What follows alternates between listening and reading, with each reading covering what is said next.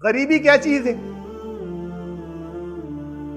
हमारे यहाँ एक इंटरनेशनल बैनुल-अक़वामी सतह पर गरीबी रेखा एक तय की गई, पॉवर्टी लाइन।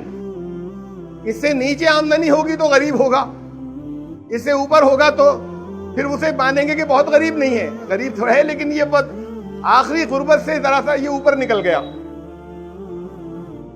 तो वो जो गरीबी रेखा है वो है तकरीबन 3,500 रुपए महीना एक आदमी की आमदनी। एक की आमदनी तकरीबन 3,500 रुपए महीना। इससे नीचे किसी की है तो बहुत गरीब है, वो बहुत ज्यादा गरीब है। ये तो इंटरनेशनल फिगर्स हैं। भारत सरकार ने पॉवर्टी लाइन क्या तय की हुई है अपने यहाँ के लिए? ये 2011 की है जो अभी तक चली आ रही है, कैबिनेट ने तय की थी। पॉवर्टी लाइन जो भारत सरकार ने तय की है वो है पर डे पर हेड 15 रुपए। 15 रुपए से ऊपर जिसकी आमदनी हो गई वो गरीब नहीं है। एक दिन के अंदर रोजाना से, पर घर में 5 लोग हैं अगर तो 75 रुपए रोज। तो जिसकी आमदनी इससे इतनी हो गई, इससे ऊपर निकल गई, अब वो गरीब नहीं बचा। इन्होंने गरीबी रेखा ये बनाई हुई है भारत सरकार ने। इस्लाम ने क्या बनाई है? मैंने आपको इंटरनेशनल फिगर बता दी सारी दुनिया की। अब इस्लाम की सुनिए क्या है। इस्लाम ने कहा पॉवर्टी लाइन इस्लाम ने 1400 साल पहले तय की थी। गरीबी रेखा क्या है? किस लाइन से नीचे, किस लिमिट से नीचे किसी को गरीब कहा जाएगा? अपने खाने पीने की जरूरतें पूरी करने के बाद और उसके अलावा बाद इलाज है, दूसरी और एसेंशियल बहुत ज्यादा जो जरूरी चीजें उन सबको पूरा करने के बाद किसी के पास अगर 7.5 तोले सोने के बराबर माल नहीं बच रहा है, जरूरी नहीं कि पैसे हो, किसी और शक्ल में हो, चाहे वो सोने की शक्ल में हो, चाहे जमीन की शक्ल में हो, चाहे दूसरी प्रॉपर्टीज की शक्ल में हो, किसी बॉन्ड की शक्ल में हो, किसी के पास 7.5 तोले सोने के बराबर अगर नहीं बच रहा है सब जरूरतें पूरी करने के बाद, यहां गरीबी रेखा क्या है? जरूरत अभी कोई पूरी नहीं हुई।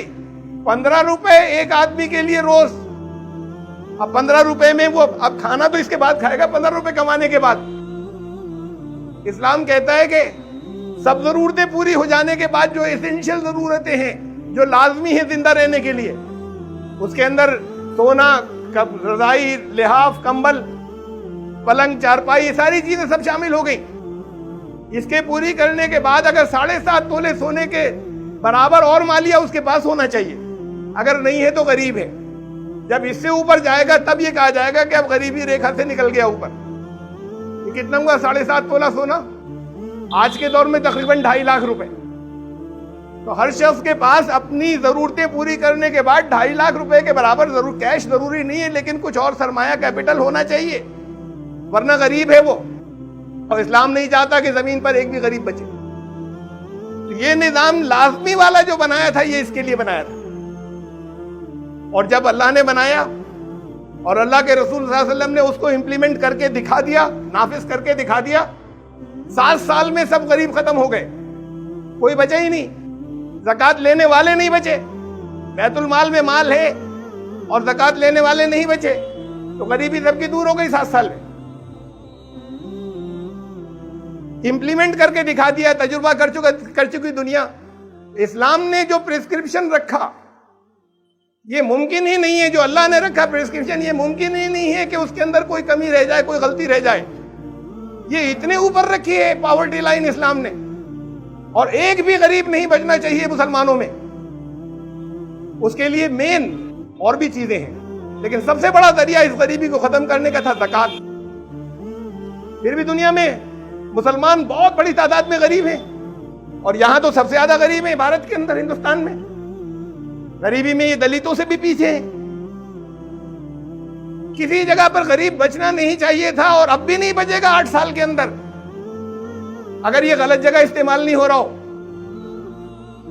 अगर ज़कात आ रही हो और ज़कात गलत जगह नहीं जा रही हो तो गरीब नहीं बचना चाहिए, एक भी नहीं बचना चाहिए।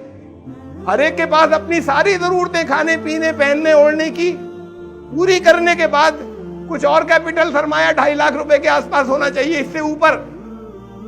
और ये होगा, लाजमी होगा, अगर वो निजाम, उस निजाम पर अमल किया जाएगा। चूक नहीं सकता। ऐसी दवा अल्लाह की तरफ से, ऐसा प्रिस्क्रिप्शन जो है वो नहीं दिया जा सकता जो फायदा ना करे, जो रिजल्ट नहीं दे।